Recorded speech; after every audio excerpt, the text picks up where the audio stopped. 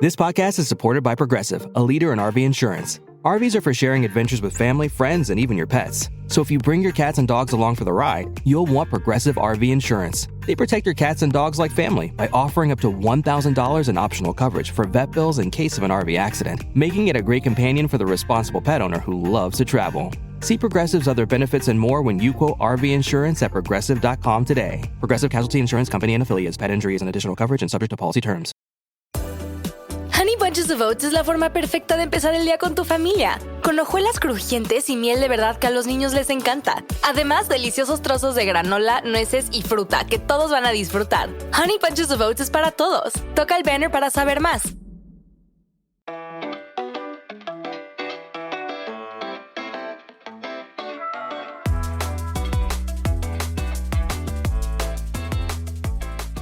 Welcome back to another episode of The Eagle, a Times Union podcast. I'm Jessica Marshall. Last week, we did a pretty intense episode, so this week, we're going to start out with something a little lighter. If you're anything like me, when you hear that a Lego show is coming to town, your ears are gonna perk up. The Art of the Brick is a traveling Lego exhibit that's coming to Schenectady this month. It features the impressive sculptures of world-famous Lego artist Nathan Sawaya. Sawaya joined arts and entertainment editor Rick Marshall recently to talk about the show and some of the surreal experiences that his work with Lego has made possible. Here's their conversation. I'd love to know a little more about the path you took to becoming a professional Lego artist. I read that you have a law degree and started out as an attorney in Hollywood. How did that professional pivot happen? Actually, not even Hollywood. I originally started in New York City. I was a corporate lawyer doing M&A and securities. So it was very exciting stuff. The pivot really happened almost 20 years ago because at the time, I would come home from the law firm. I would need a creative outlet. I'd done all sorts of things where I'd come home and I'd paint or draw or write.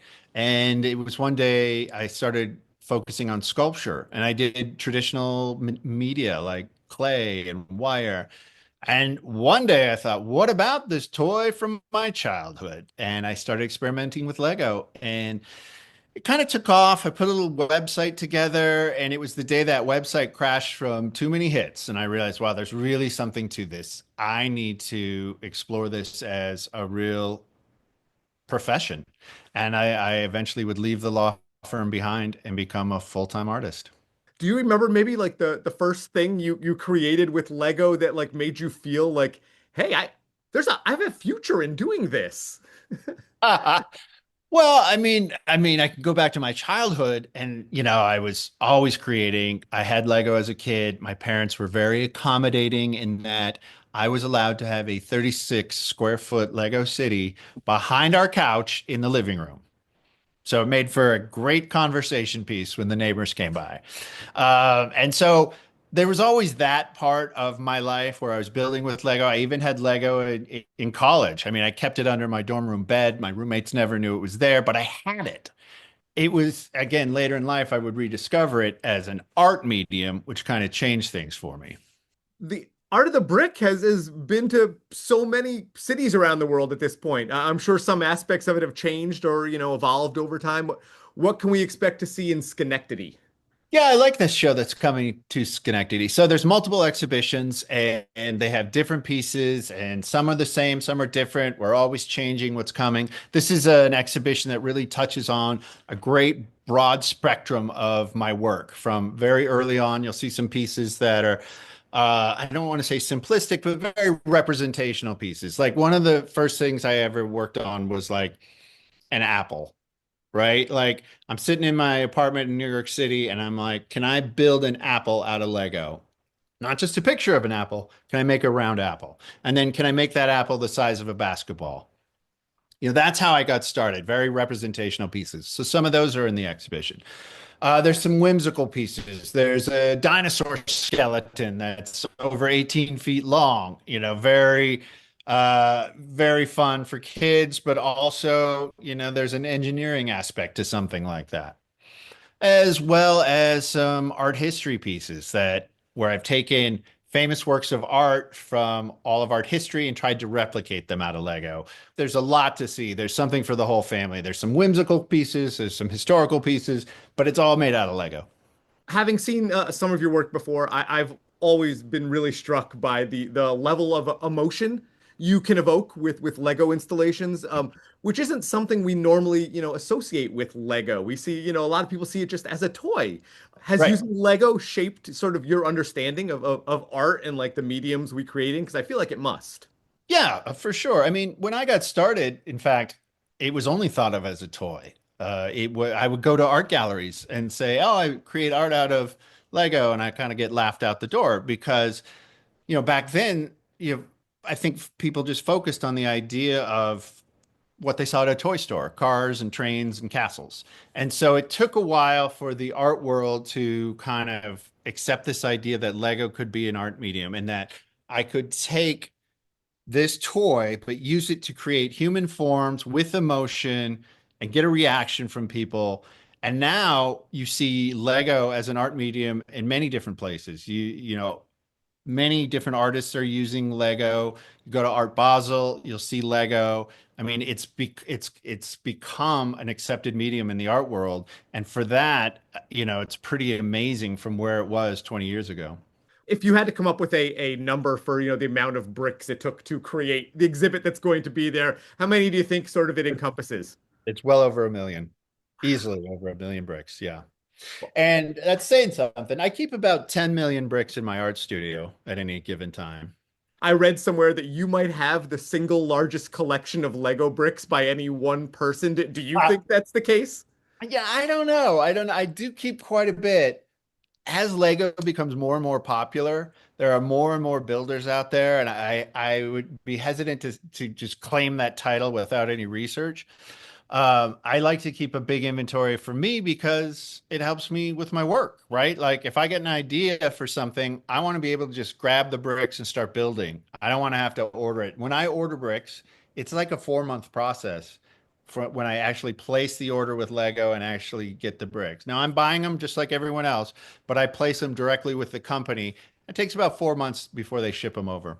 I was going to ask how you sourced bricks because as a person in a household that goes through a whole lot of Lego ourselves, I was curious how you end up accumulating, 10 million bricks. So I order about 250,000 every month. A lot of that is just I have a great business relationship with Lego. Let's just put it out there. And I can order 250,000 from them directly. They ship it via pallets. And when I say pallets, yes, color pallets are important, but we're talking wooden pallets full of Lego bricks. They sort everything though for me. So when I get a box, it's just going to be one size and shape and color in there. So like, oh, this box is all 2x4 red, this is 2x4 yellow, whatever. And it's just yeah, it's just a business relationship. Well, have there been some sort of surreal moments for you in touring around with the art of the brick? Because I feel like there's got to be some moments where you're like, I can't believe I'm here in insert place here, insert Yeah. museum here, and Yeah. displaying my work. All of it. All of it. The whole thing has been surreal. Like this started 18 years ago. I never thought I'd still be doing this. I never believed the art of the brick would still be on tour. I was working with Lady Gaga on a music video. Like, no, what? This is crazy. I've met presidents and royalty because of Lego. It has taken me to so many different places. It's been incredible. That's amazing. I didn't know about you working with Lady Gaga on a video. That's amazing. Yeah, this was years ago. She was doing a music video for her art pop album and she wanted some Lego elements in it. And so she just came to my studio in LA and we sat for a day brainstorming, which is crazy. But we both went to NYU, so it's just alumni getting together. Well, is there a particular piece that's going to be there at Schenectady that you really maybe has some sort of story or you'd like to highlight for people to make sure that they check out while they're there? Because sometimes there's one that really holds a special place in your heart, I'm sure. Well, they all do. They're like kids, right? Like, how do you pick a favorite?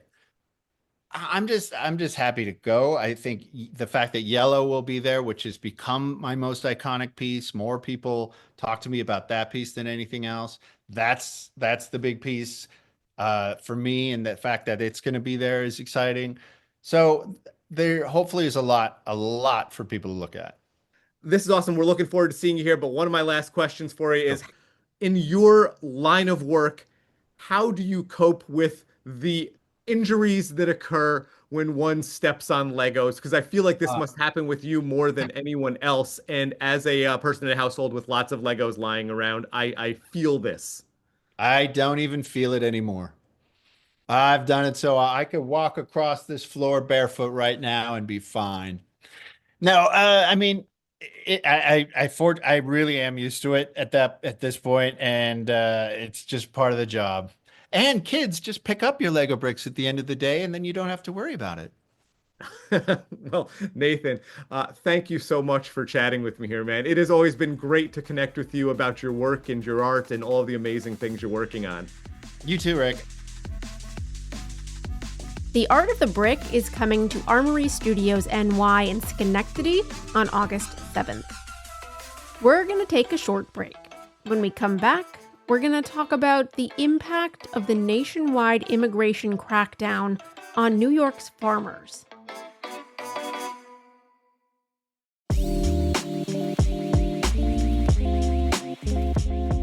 The decisions made at the state capitol in New York impact all of us, from our property taxes to the cost of health care or our civil rights. It's all really complicated, but I'm here to help you sort through it. I'm Dan Clark, author of the Capitol Confidential newsletter from the Times-Union. Find that at capitalconfidential.com. That's capital with an O. capitalconfidential.com. See you there.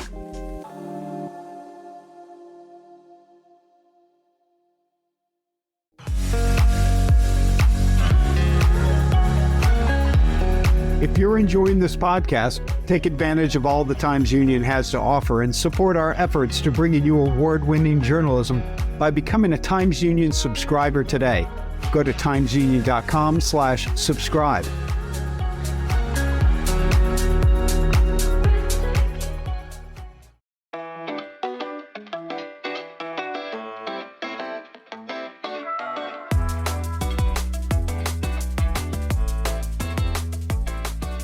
Welcome back.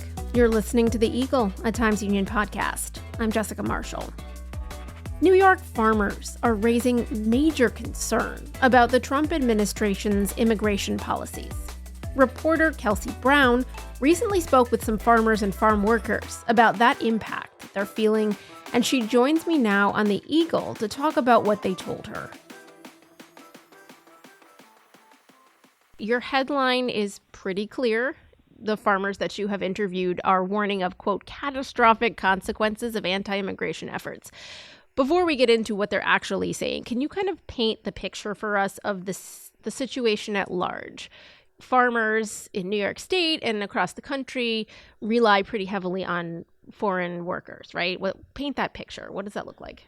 Yeah, so there's no real definitive statistics about how much of the farm workforce is foreign born, but the U.S. Department of Agriculture estimates that 2/3 of farm workers across the country are foreign born.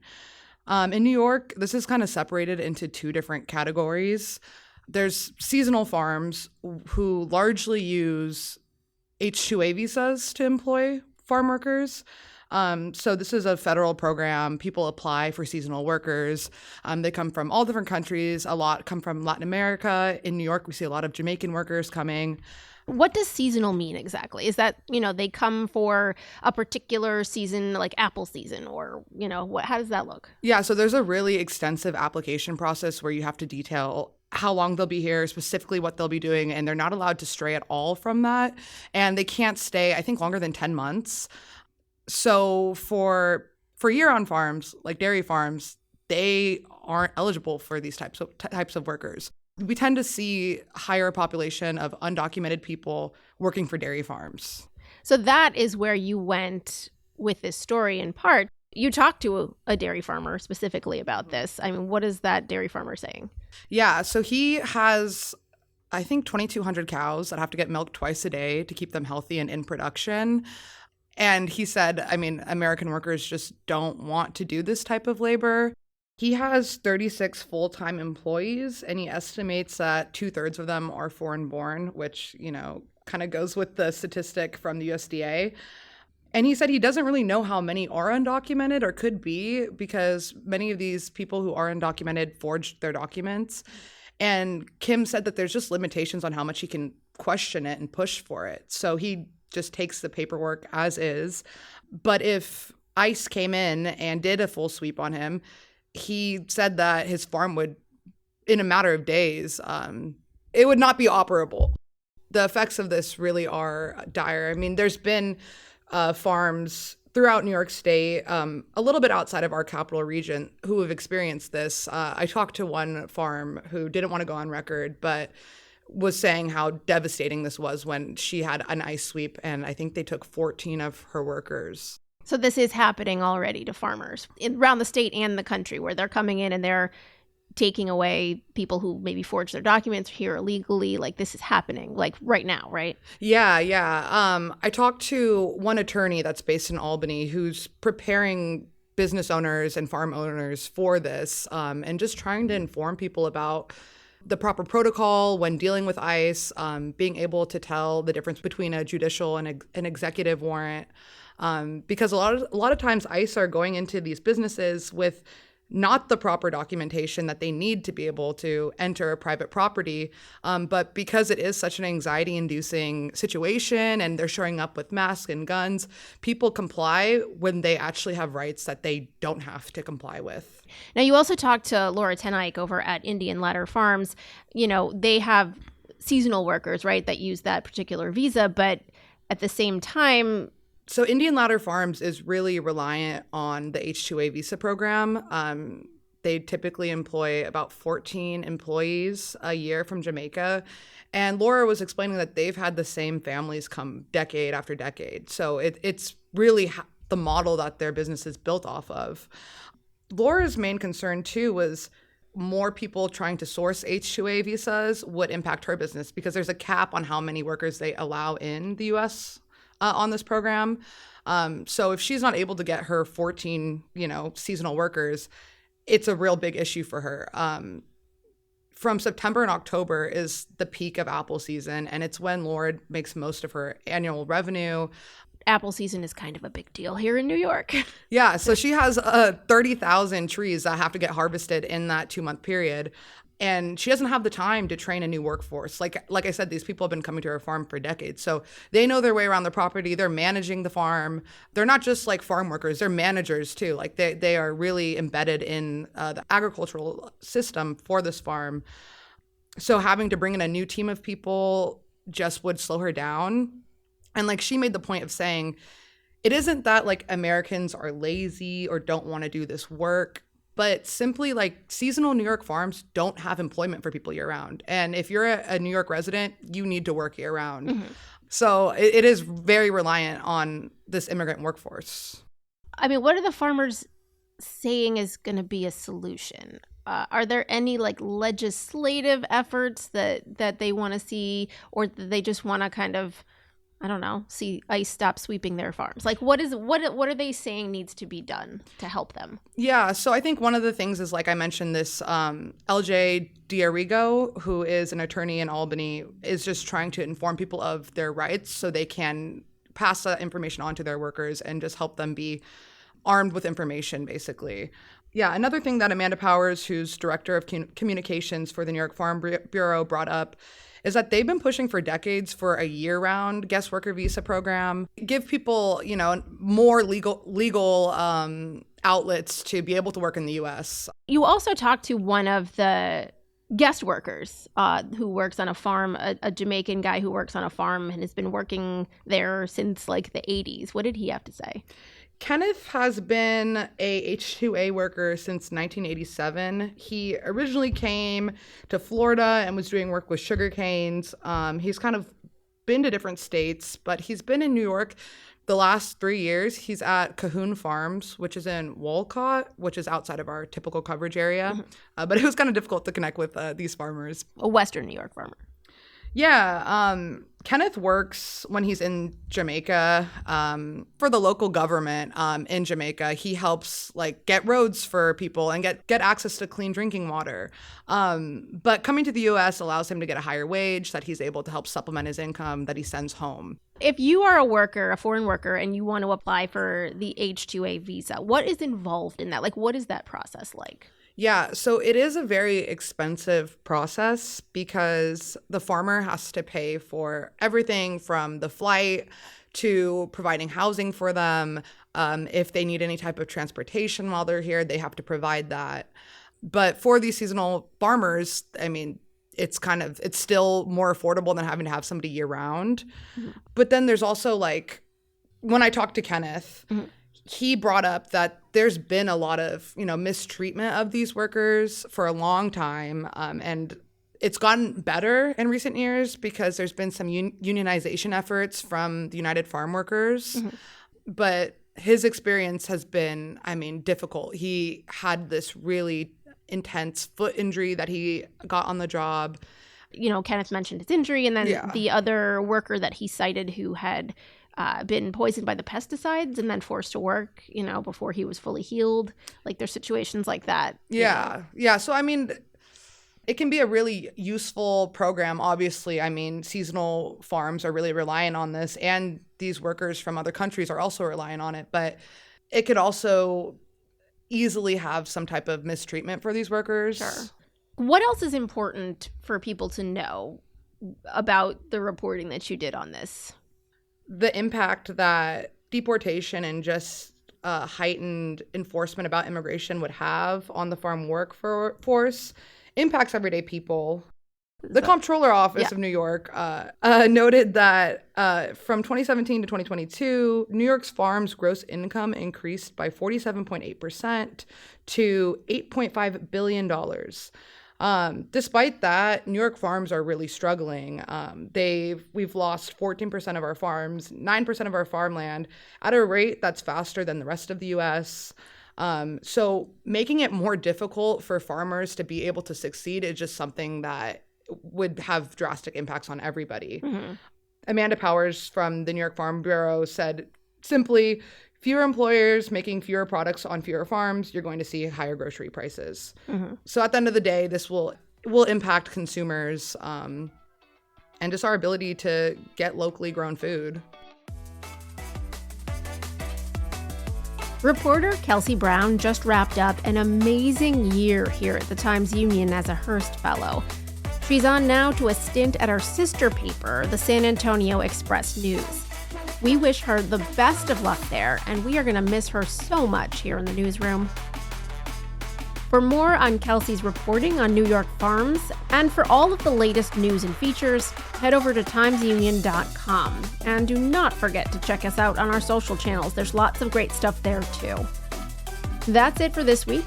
We will be back soon with more from inside the newsroom. The Eagle is a production of the Times-Union. It's produced and edited by myself, Jessica Marshall, with help from Erica Smith and the Times-Union digital team.